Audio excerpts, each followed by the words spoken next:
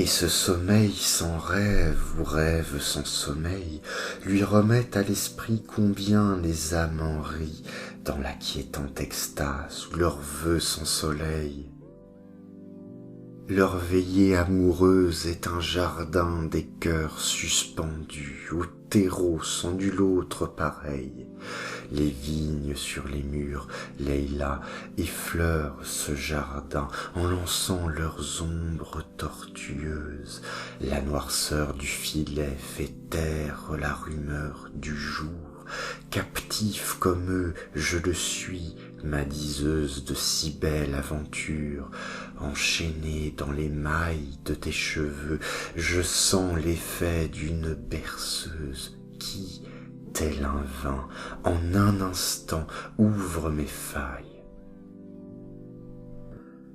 Si l'on n'ajoute pas de fougères en cendres ou d'algues calcinées au sable blanc émail, ou mieux ce sel, ce minéral qu'on doit épandre sur les morts, le salpêtre, alors dans la fournaise, comment se pourrait-il que la silice engendre le verre rougeoyant ?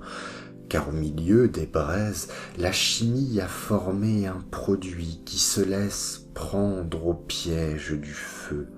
L'un et l'autre se plaisent, la poussière a trahi la poussière, et en vitesse on observe un amas amolli qu'un souffleur de verre agite au bout d'une canne sans cesse tournoyante. Il faut la mettre en apesanteur, cette matière amorphe, ou sinon la carafe devient difforme à symétrie qu'elle demeure non viable, dépourvue du bouchon qui la coiffe.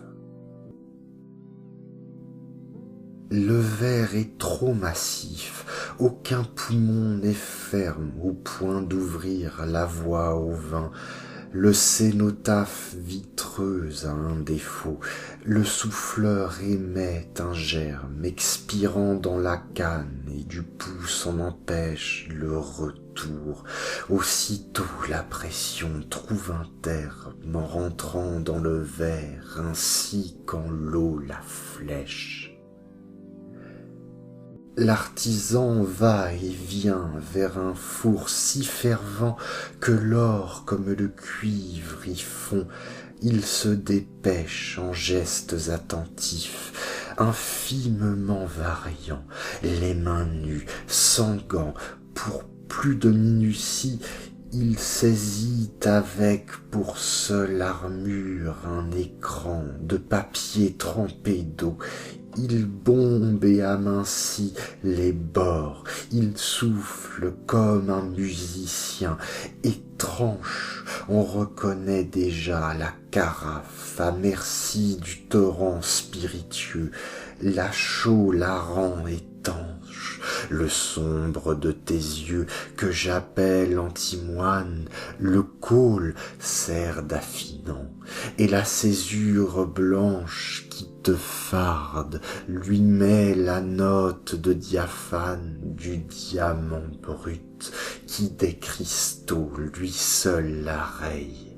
La carafe apparaît cristalline, or profane, sa matière est amorphe, elle se dépareille, elle est un feu sacré qui se ferait de l'ombre, mais pas comme on y bride un rameau à la treille de ma France, son unité est un faux nombre. Le travail terminé, un second four défend qu'un choc thermique envoie au funeste décombre l'uniforme artefact que le froid mord et fend. Dans la robe du vin, étincelles fiévreuses, notes, tonalités et tanins triomphants, tout éclate très fort dans les eaux carmineuses. Incessamment sous peu, la tempête escalade les parois, ses tissus voletants de danseuses couvrent le paysage avec une myriade d'arômes purpurins. Jetés avec emphase, ils dansent un ballet. Tes lèvres de grenade se couvrent sous leurs pas pour un baiser d'extase.